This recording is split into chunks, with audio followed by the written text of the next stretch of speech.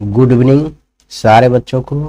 और पूर्व के भांति जैसे हम लोग क्या पढ़ रहे हैं, कविता खंड। हम गोधूली का काव्य खंड का 9वां कविता पढ़ेंगे आज।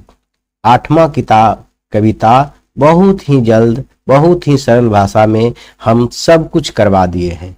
आप जान रहे हैं पढ़ाने का क्या स्टाइल हमारा है कि पहले जो है हम लोग क्या पढ़ते हैं, कविता का शीर्षक देखते हैं, उसके बाद शीर्षक का मतलब समझते हैं, उसके बाद इसको कौन लिखे हैं, लेखक का नाम जानते हैं, उसके बाद लेखक परिचय जानते हैं, परिचय के बाद क्या पढ़ते हैं, कविता का अर्थ समझते हैं, उसका व्याख्या करते हैं, उसके बाद जो 5 नंबर काम करेगा, उसके बाद वस्तु लघुत्तरीय प्रश्न देखते हैं, उसके बाद वस्तुनिष्ठ प्रश्न देखते हैं। और टोटल एक ही वीडियो में मात्र आधा घंटा में आपका सारा कुछ मिल जा रहा है। यह सब एग्जाम के दृष्टिकोण से है और बहुत ही सरल भाषा में। ऐसा नहीं है कि हम आप लोग को कुछ छोड़ रहे हैं, जो भी इंपॉर्टेंट चीज है सब कुछ बता रहे हैं। तो देरी ना करते हुए, यह काव्य खंड है, आप जान रहे हैं आपका गोधूली में 2 खंड है, एगो गद्य खंड एगो काव्य खंड, समझ गए। काव्य खंड में भी 12 चैप्टर है और गद्य खंड में भी 12 चैप्टर है। तो उसमें से 8 चैप्टर पढ़ा चुके हैं, 9वां चैप्टर है। और 9वां चैप्टर का नाम है कि हमारी नींद कविता। यह क्या है, हमारी नींद कविता है। हमारी नींद के बारे में लेखक कहना चाह रहे हैं, हमारी जो नींद है कैसी नींद है। हम जब सो जाते हैं तो ऐसा नहीं समझिए कि कुछ सब कुछ सो जाता है। हम जब सो जाते हैं तो वह घटना होते रहता है, वह काम होते रहता है, समय आगे बढ़ते रहता है, उसी के बारे में कहा गया है, समझ गए। जैसे कोई कहेगा कि हम सो गए तो पूरे दुनिया सो गया, ऐसा नहीं होता है। आप सो रहे हैं तो कोई चल रहा है, कोई पढ़ रहा है, कोई खा रहा है, कोई गा रहा है, कोई कुछ काम कर रहा है, किसान हल चला रहा है। ऐसा नहीं है कि आप सो गए तो दुनिया सो गया। इसका मतलब ये होता है। उसी पर आधारित यह जो है कवि बीरेंद्र डंगवाल जी बहुत ही सुंदर कविता लिखे हैं और यह बहुत अच्छा से हम लोग देखेंगे। तो हमारी नींद की लेखक कौन है, बीरेंद्र डंगवाल हैं। इनका जन्म 5 अगस्त 1947 के हुआ, जिस साल अपना देश आजाद हुआ था उसी साल इनका जन्म हुआ था। फोटो देख लीजिए, यहाँ है बीरेंद्र डंगवाल जी का है, बीरेंद्र डंगवाल का है, बीरेंद्र डंगवाल, समझ गए, इन्हीं का फोटो है ही। तो देखिए यह कहाँ जन्म हुआ था इनका, टिहरी गढ़वाल जिले के कीर्ति नगर में, उत्तरांचल में जन्म हुआ था। कीर्ति नगर में, कौन जिला के, गढ़वाल जिले के कीर्ति नगर में इनका जन्म हुआ था। इनका मृत्यु 28 सितंबर 2015 को हुआ था, यानी 8 साल पहले इनका हुआ था। 9 साल पहले कहिए, 9 साल पहले हुआ था। इन्होंने मुजफ्फरनगर, सहारनपुर, कानपुर, बरेली, नैनीताल में शुरुआती शिक्षा लिया। मतलब समझिए बेसिक शिक्षा जो है इस सब स्थान पर मैट्रिक इंटर बीए तक लिए, लेकिन बाद में इलाहाबाद विश्वविद्यालय से इसने क्या किया, एमए किया। कौन विश्वविद्यालय से एमए किए हैं, इलाहाबाद विश्वविद्यालय से इन्होंने एमए किए हैं। इतना नहीं, इनके बारे में रचना पढ़ेंगे। रचना पढ़ने से पहले यह जो है जैसे लिखा है, एक दैनिक अखबार भी छापा है, दैनिक अखबार भी छापा है जिसका नाम है अमर उजाला। क्या नाम है, अमर उजाला।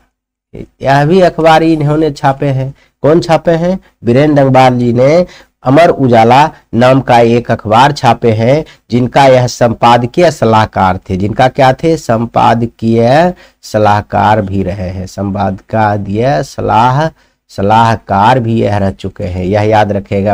अमर उजाला के संपादक कौन थे, तो कहिएगा अमर उजाला के संपादक बीरेंद्र डंगवाल थे। और इसमें बहुत कुछ देखेंगे, और उससे पहले यह देख लेते हैं डंगवाल जो जी हैं, डंगवाल जी जो हैं, बीरेंद्र डंगवाल का बहुत तरीका अलग था, अनूठा था, बुनियादी था कविता लिखने का, उसका अलग ही कुछ था।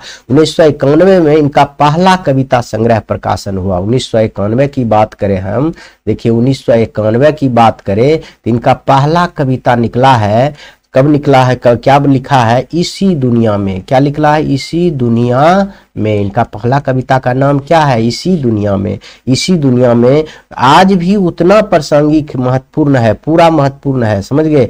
और इन्होंने कविता में समाज के साधारण जनों और हाशिए पर स्थित जीवन के विलक्षण ब्यौरा का भी चित्रण किया है, समझ गए। और इनको जो है न, एक पर क्या मिला है, देखिए 2 पर इनको पुरस्कार भी मिला है। अभी देखेंगे इनका रचना भी, पहले यह सब बता दे रहे हैं। इनका जो है एक रचना था दुष्चक्र।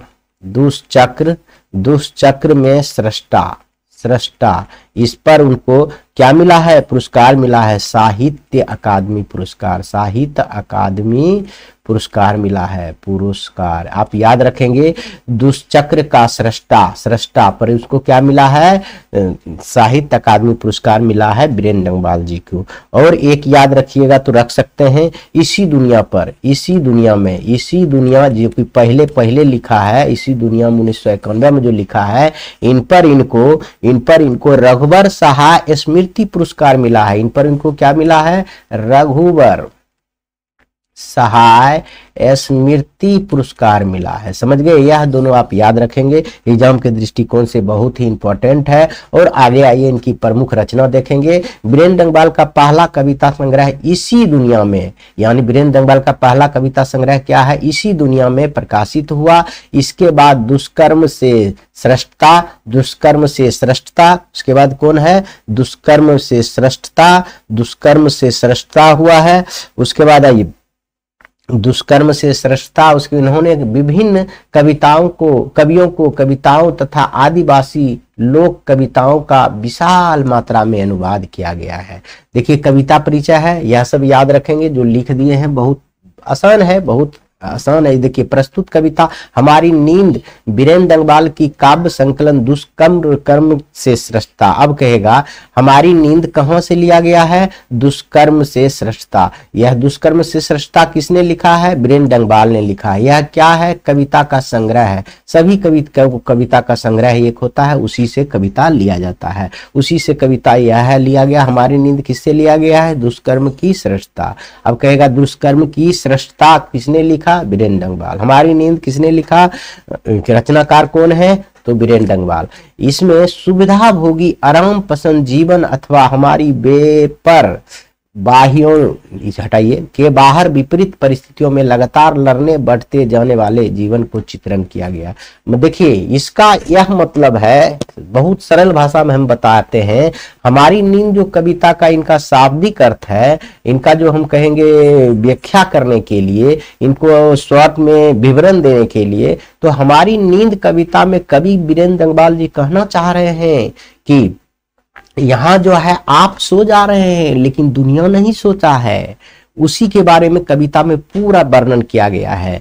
जैसे कोई कहता है हम नहीं तो और कोई नहीं, ऐसा कोई बात नहीं है। देखिए आपको इस कविता के माध्यम से आपको पता चल जाएगा, इस कविता के माध्यम से, मैं सो जाता हूँ तब पर भी दुनिया आगे बढ़ते रहता है।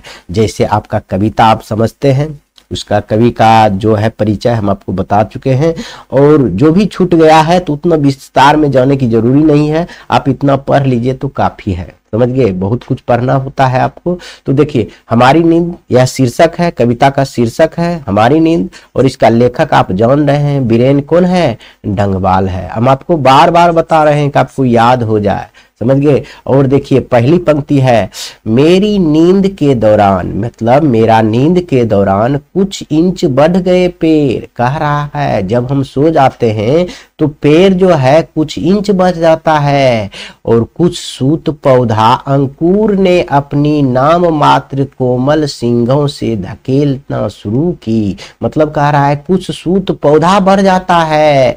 देखिए पेड़ के बारे में बोल रहा है कि कुछ इंच बढ़ जाता है, पौधे के बारे में बोल रहा है कुछ सूत बढ़ जाता है, अंकुर के बारे में बोल रहा है जो बीज होता है कोई चीज का, यह जब जन्म होता है इसमें कुछ अंकुर निकल जाता है, इसे इसके बारे में बोल रहा है कि कोमल सींग से धकेलना शुरू कर देता है। आप सोने के वक्त अगर रख दीजिएगा अंकुर, आप सो भी जाइएगा तो यह जो है निकलने लगता है। बीज की फली हुई छत भीतर से, मतलब यह बीज जो है फूली हुई जो होता है इसके छत से वह कुछ कोमल सिंगे निकल जाती है। इनका कहने का मतलब ये हुआ। यानी इसमें 3-4 सवाल आपको बनेगा। कहेगा कवि के अनुसार आप जब नींद में होते हैं तो 1 इंच क्या कुछ इंच कौन बढ़ता है, तो लिखिएगा पेड़ बढ़ता है। कहेगा कुछ सूत कौन बढ़ जाता है, तो पौधा बढ़ता है। और अंकुर जो है कोमल सिंगों कौन धकेलता हुआ छत के ऊपर निकल जाता है, तो अंकुर यानी बीज जो है वो उस आपके सोने वक्त निकल जाता है। उसका हिंदी भी वही लिखा हुआ, देखिए लिखा हुआ है मनुष्य सुविधा भोगी बनकर आराम की नींद सोता है। मनुष्य जो सुविधा भोगी है और वो नींद सोता है, लेकिन प्रकृति विकास कर्म में अनवरत जारी रखती है।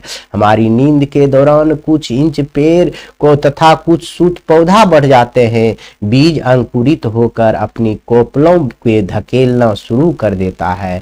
मतलब मनुष्य तो सो जाता है, लेकिन यह दुनिया नहीं सोती है, यह प्रकृति नहीं सोती है। कवि के द्वारा यह समझाने की प्रयास किया गया है। अब अगला देखेंगे, कह रहा है एक मक्खी की जीवन कर्म पूरा हुआ। एक मक्खी का जीवन कर्म क्या हुआ, पूरा हुआ। कई शिशु पैदा हुए और उसमें से कई मर भी गए, दंगे, अगजनी और बमबारी में। मतलब कह रहा है एक मक्खी का जीवन काल भी पूरा हो सकता है। आप जब सो रहे हैं उस समय मक्खी मर भी सकता है और कितना जी भी सकता है। कई शिशु पैदा हुआ। आप जो सोते हैं भर रात 8 घंटा में आपको पता है कितना शिशु जन्म होता है, कितना शिशु की मृत्यु होता है, आप नहीं जान रहे हैं। देखिए कितना पैदा होता है, उसमें से कितना मर जाते हैं हॉस्पिटल में, आपको नहीं पता है। आप सो रहे हैं, दुनिया सो नहीं रही है। और कितना दंगे, अगजनी, आग लग जाता है, बम गिरता है। हमेशा आप भोरे सुबह उठ के देखते हैं, टीवी पर देखता है कि देखिए वहां दंगा हो गया, वहां आग लग गया, वहां बम फेंक दिया है, वहां बॉर्डर पर यह हो गया, वह हो गया। ताजा खबर देखते हैं। तो वही इसमें कवि कहना चाह रहा है कि कवि एक मक्खी के माध्यम से दीनहीन लोगों की जीवन के दशा के विषय में कहता है कि उनके बच्चे दीनता के कारण या तो मर गए अथवा अत्याचार के कोप से शिकार हो गए, जो दंगे, अगजनी और बमबारी में मारे गए। समझ गए। अब दीनहीन की भी बात करते हैं कभी कि यह जो दीनहीन है उनके बच्चे दीनता के कारण, खाने पीने के कारण, प्यास के कारण, अत्याचार की शिकार होकर वह मर गए।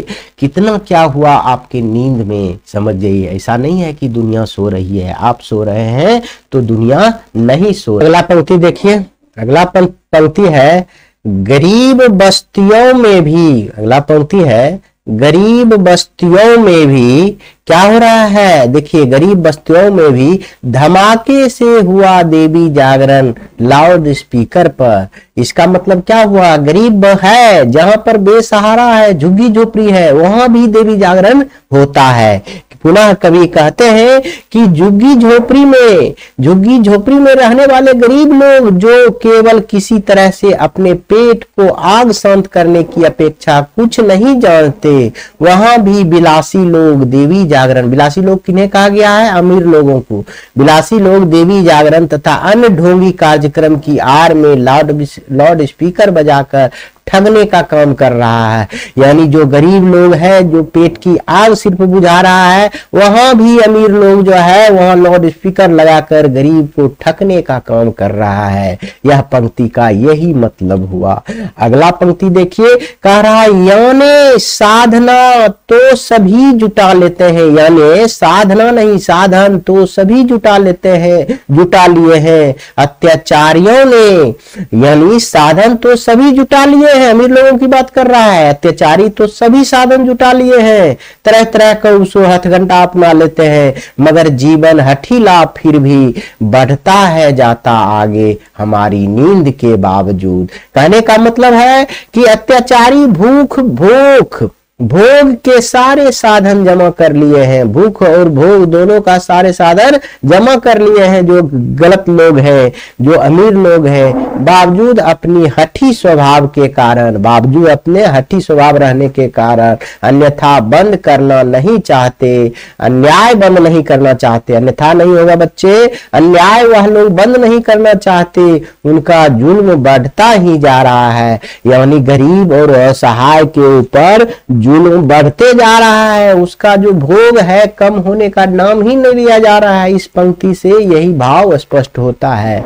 आगे आइए, और लोग भी हैं, क्या कह रहे हैं, और लोग भी हैं, कई लोग भी हैं अभी भी जो भूले नहीं करना साफ और मजबूत इनकार, साफ और मजबूत इनकार नहीं करते हैं। कहने का मतलब है आज भी कभी अनेक लोगों को है, आज भी कहते हैं कवि जी, आज भी वैसे अनेक लोग हैं जो अपनी सुविधा का त्याग करना नहीं चाहते। जो राजा महाराजा को सुविधा था उसका बेटा भी चाहता है कि अभी भी हम वही सुविधा में रहे।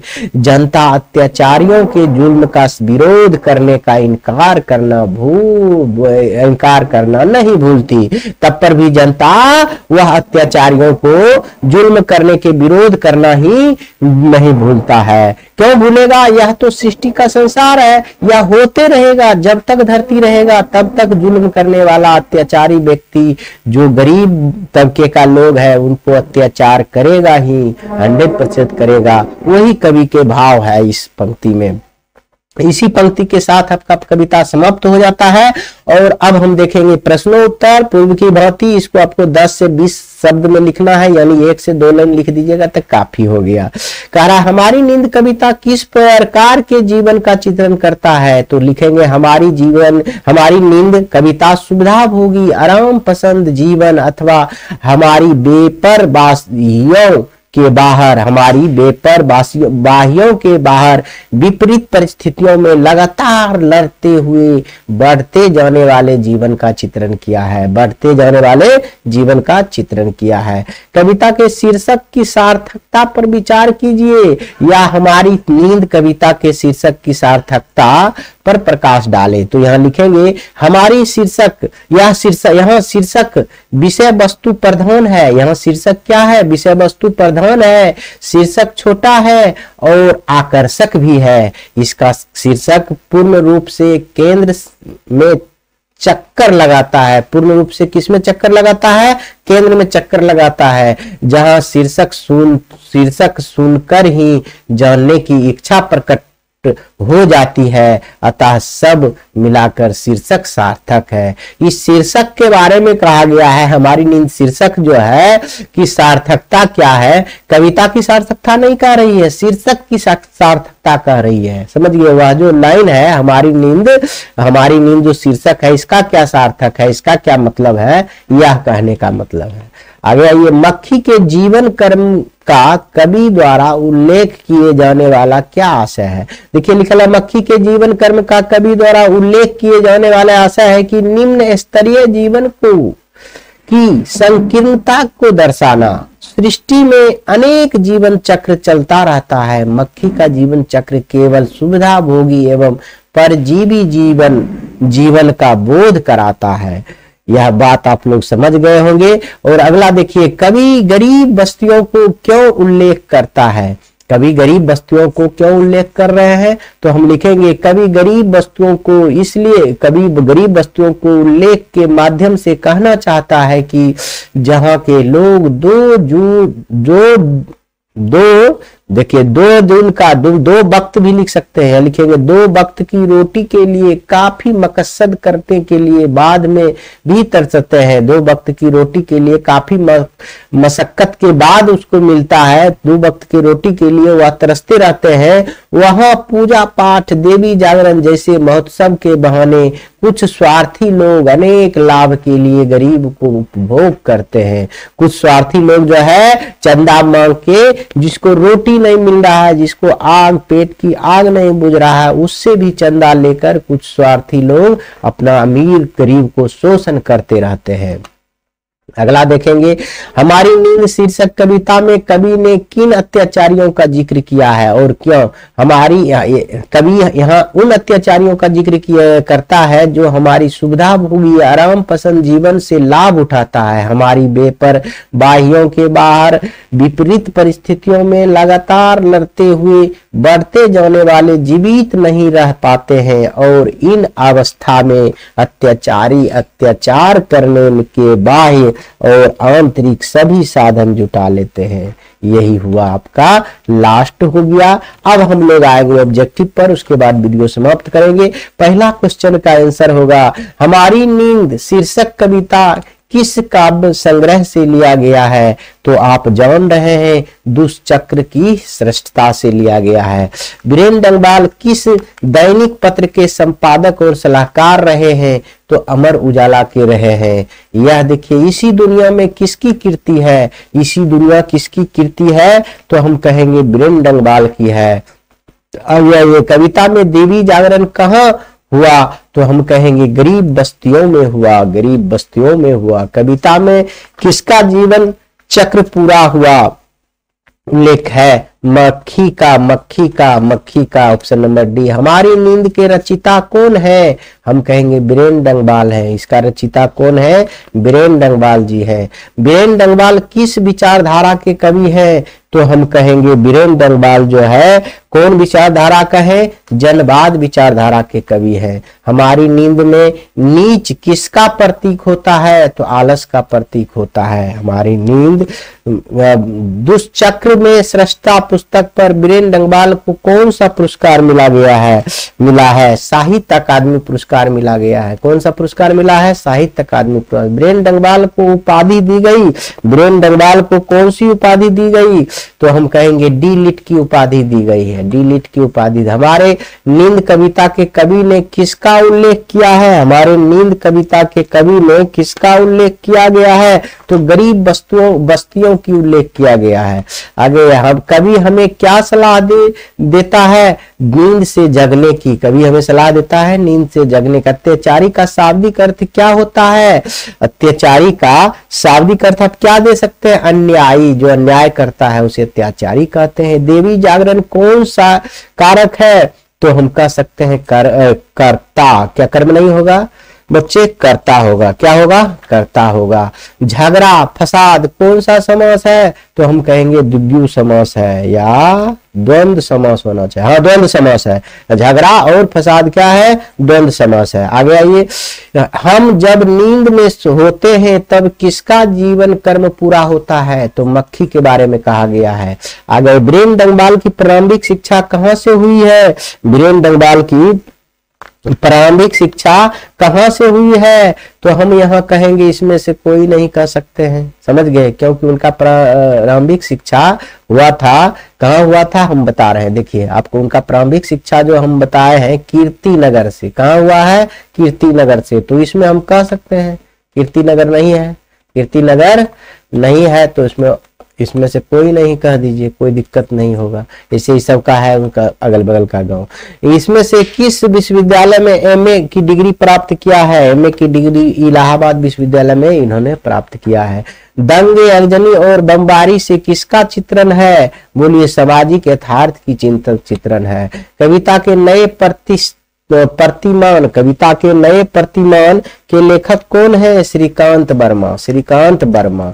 ठीक है। टिहरी गढ़वाल कहाँ अवस्थित है? उत्तराखंड में अवस्थित है। आगे आइए। वीरेंद्र डंगवाल का जन्म कब हुआ था? 1947 में हुआ था। यह सब आप देख चुके हैं। वीरेंद्र डंगवाल का जन्म कहाँ हुआ था? अब बताइए वीरेंद्र डंगवाल का जन्म कहाँ हुआ था? तो उत्तरांचल या उत्तराखंड में हुआ था। वीरेंद्र डंगवाल का काव्य संग्रह है, ए और बी दोनों है, दुष्चक्र और इसी दुनिया में। अब देखिए गरीब वस्तुओं में क्या हुआ? गरीब बस्तियों में क्या हुआ? धमाके से देवी जागरण हुआ। आगे आइए। वीरेंद्र डंगवाल को किस कृति के लिए साहित्य अकादमी पुरस्कार मिला है? वीरेंद्र डंगवाल को किसके लिए? दुष्चक्र का श्रेष्ठता। यहाँ लिखा है श्रेष्ठता होगा, गलत लिखा हुआ, दुष्चक्र की श्रेष्ठता। आगे आइए। परदेश की विद्या पढ़ने का क्या परिणाम हुआ? परदेश की विद्या पढ़ने से सबकी बुद्धि विदेशी हो गई। यह देखिए सबकी बुद्धि विदेशी हो गई। यह होगा ऑप्शन नंबर बी इसका राइट आंसर। इसी के साथ यह सभी ऑब्जेक्टिव समाप्त हो गया। ये परदेश की बुद्धि इस चैप्टर से नहीं लिया गया है, दूसरा से है। कौन देखिए इसमें दे दिया गया है तो आराम से आप लोग पढ़ लेंगे तो याद ही हो जाएगा। ऐसा थोड़े है कि याद नहीं होगा। इसी के साथ वीडियो को समाप्त करता हूं। जय हिंद।